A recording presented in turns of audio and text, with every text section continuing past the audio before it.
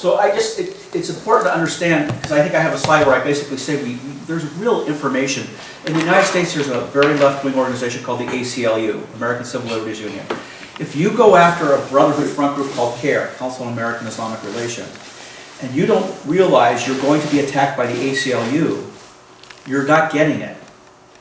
You know, and what I mean by that is, it's always, you could be attacking on two fronts.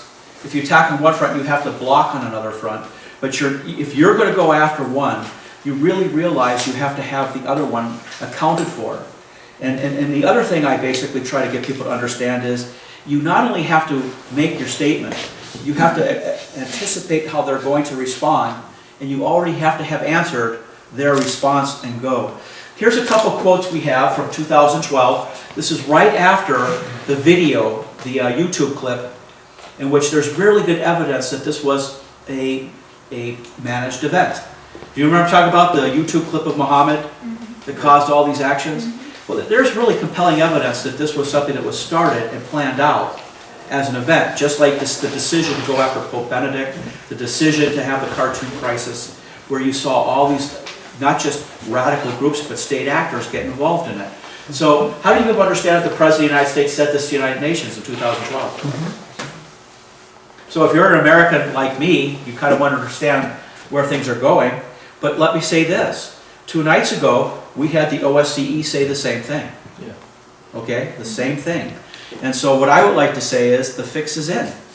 Okay? And we have to understand that. Explain that, please. The fix is in.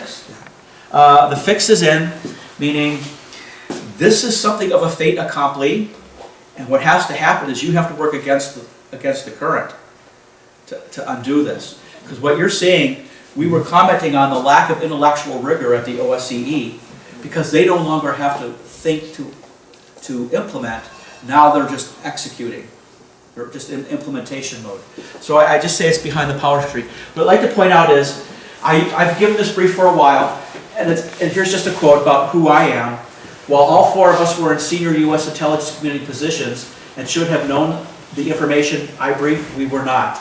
And this was signed by the former Undersecretary of Defense for Intelligence, that was General Boykin, the Inspector General of the Department of Defense, that was Joseph Schmitz, the Director of the Defense Intelligence Agency, DIA, that was General Soyster, and the head of the CIA. They all said before we briefed them on this, they never knew this. So we have a good track record of being able to come into people who think they know and don't. So what I'd like to do is page through a couple of books on Islam that I think you might find interesting. This is War and Peace in the Law of Islam, written by Majid Kadari. He wrote this in the late 60s. He did it when in America. He, I do believe, is an Iraqi Christian. Okay? And this book called The Quranic Concept of War, written by a brigadier general of the Pakistani army named S.K. Malik. He wrote it when he was a brigadier general on the Chief of Staff office, and it was forwarded by the Chief of Staff of the Pakistani army, General Zia ul-Haq.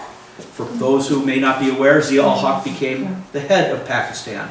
And I'd just like to point out that in an Islamic country, where a general writes a book approved by the Chief of Staff of the army called The Quranic Concept of War, he would not have been allowed to have this title had the book not explained the Quranic concept of war. Does that make sense? The fact that he's able to have that title demonstrates that it is in fact accepted, because it would be a violation of Islamic law. Now this is where we might want some translations, but what do they say in this book? It follows that the existence of the Dar al-Harb, the world of war, the world of the enemy.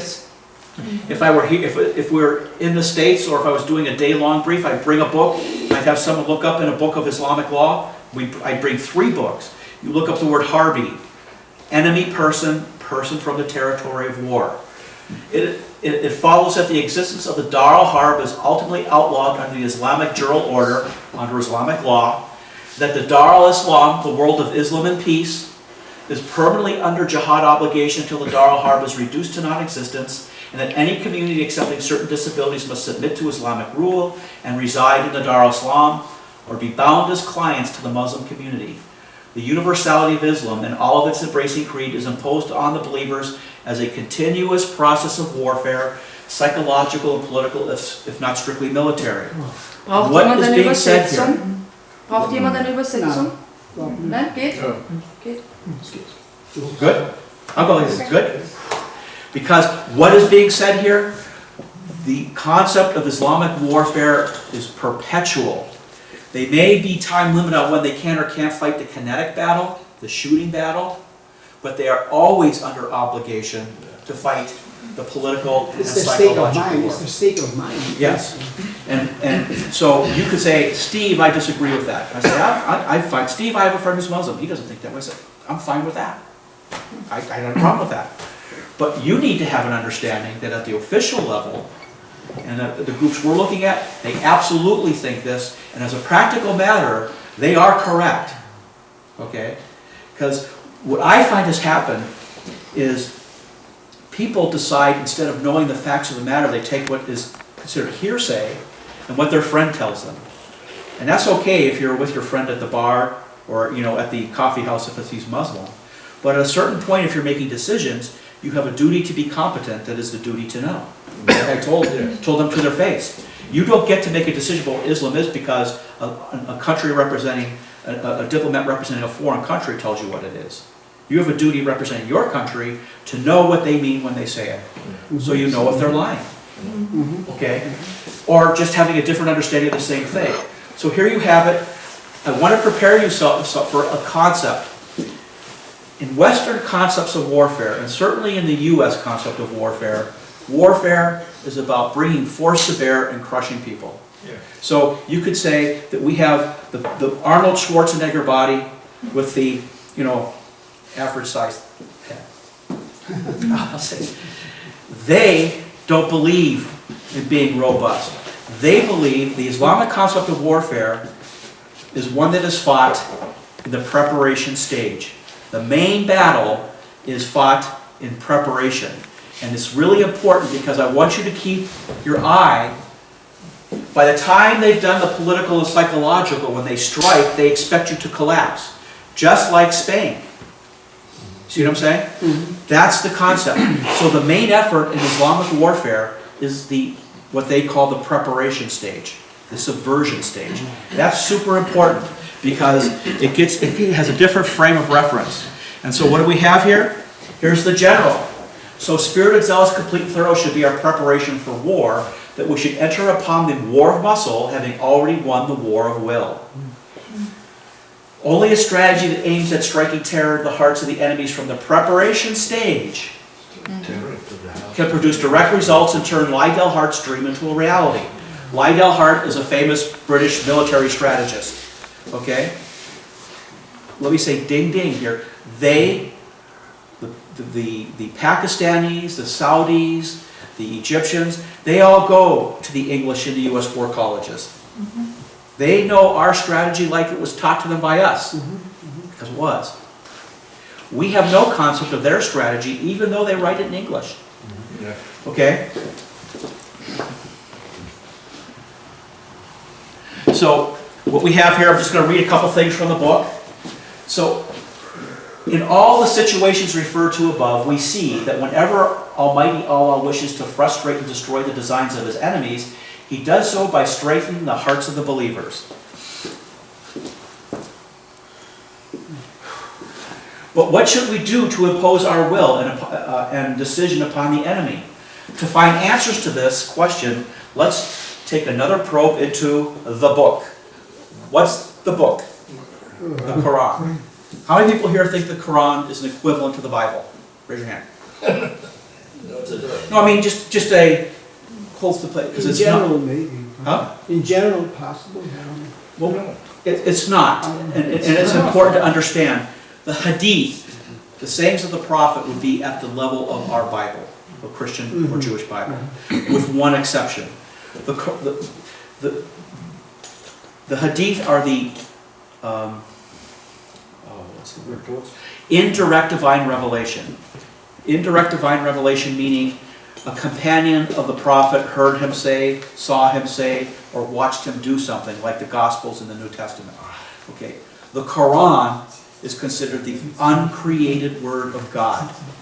So its equivalent would be the 10 Commandments written by the finger of God into rock. Okay? So that something in the Quran, which is a command, is considered a command from God, and it can never be interpreted in the sense that we like to use the word interpreted to mean whatever you want it to mean. So when you're at the OSCE, like we were yesterday, and we saw the sociologists say, well, they just have to reinterpret their scriptures. Well, the problem is, if you're a Christian in the West, is we allow exactly those people to reinterpret Christian scriptures, and now nobody knows what it means anymore, if you think that's important.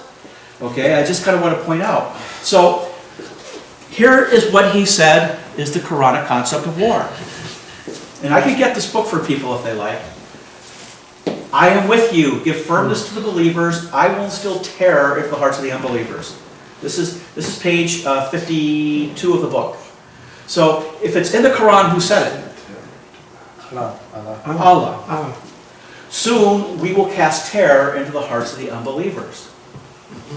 Okay, and those are the people of the book who aided them. Allah did cast them down from their strongholds and cast terror into their hearts, so that some he slew and some he made prisoners.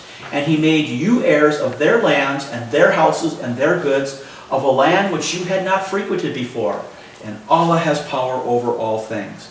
So, if it's a land where they had not frequented before, is this defensive warfare? Or is this invasion? Okay?